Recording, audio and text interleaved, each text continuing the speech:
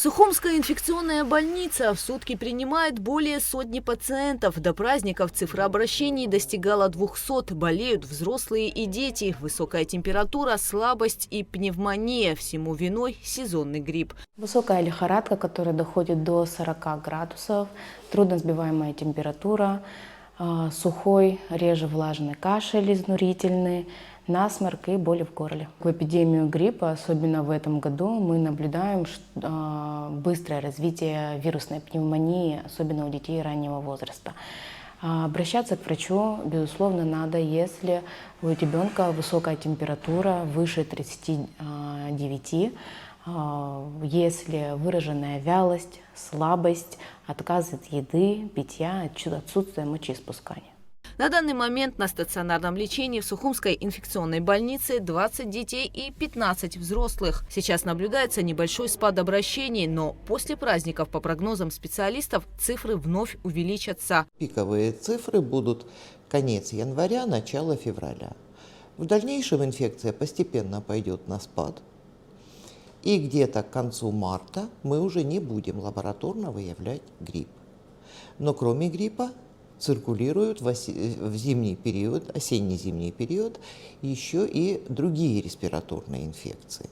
ОРЗ, то, что мы называем. Причем здесь нужно понимать, что ОРЗ – это достаточно легко протекающее заболевание, которое вполне прекрасно лечится на дому, без каких-то дополнительных усилий. А вот грипп является тяжелым заболеванием. Я не устаю это повторять нашим гражданам, что грипп – это тяжелое заболевание, которое может повлечь за собой серьезные осложнения. А в некоторых случаях, если это касается возрастных людей, если это касается беременных женщин, касается детей, к сожалению, это заболевание может повлечь за собой смерть. Поэтому к нему нельзя очень так вот, как скажем, наплевательски, относиться. По словам главного санитарного врача Аллы Беляевой, грипп часто путают с ОРЗ или ОРВИ из-за схожести симптомов. Но грипп – более опасная инфекция. И единственная мера, которая помогает избежать тяжелого течения болезни и осложнений – своевременная вакцинация. Мы ни разу не требуем прививать от ОРЗ или каких-то других, но грипп, он реально тяжел. И вот сейчас я смотрю в соцсети, просматриваю периодически, многие жалуются: ой, так тяжело переболел или переболела, ой, потом и головокружение, и слабость. И вот эти люди, скорее всего, перенесли грипп. Это самый обычный грипп? Самый обычный грипп, так называемый гонконгский штамм, вирус типа А превалирует, изредка бывает вирус типа Б, хотя прививки перекрывают оба эти штамма, если прививаться. И да, так не болел, действительно, люди могли, в принципе, достаточно давно не болеть гриппом. Не все болеют. И то, что чаще всего считают гриппом, это ОРЗ. И вот когда человек сталкивается уже непосредственно с гриппом, вот тогда он начинает говорить: я так никогда не болел. Потому что тяжело переносится именно грипп.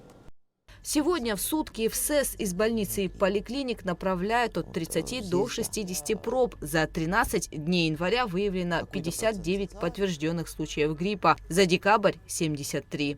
ОРВИ в декабре было больше. ОРВИ выявлялось в ОРВИ 126 случаев, а за этот месяц 37 случаев. Но это понятно, потому что нарастает количество гриппа, соответственно, снижается количество ОРВИ. И так же, как и в прошлом году, на время эпидемии гриппа снизилось количество коронавирусной инфекции COVID-19. Это, опять же, закономерно, поскольку грипп более активный, более тяжелый, и он вытесняет все более легко протекающие на данный момент инфекции. Для минимизации риска распространения инфекции помимо вакцинации необходимо соблюдать профилактические меры, избегать места массового скопления людей, использовать маски и антисептики, тщательно следить за гигиеной и своевременно обращаться за медицинской помощью к специалистам. Гугуца Вардания, Раму Камкия, Абхазское телевидение.